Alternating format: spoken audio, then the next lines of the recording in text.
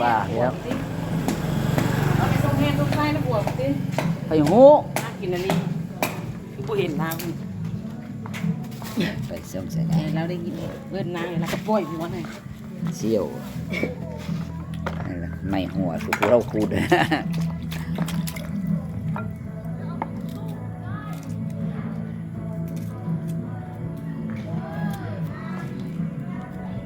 เป็นดับเบิลตี้แข้งตีขาแล้วบ่แล้ว ตีหีพร้อมเอาหีกินน้ำให้เนาะโอ้เอาอันนี้เอาไว้ตำเจียวเอาไว้ตำเจียวใส่หลายไปหอมโป้งนะพอแล้วตำเจียวเฮ็ดดิบ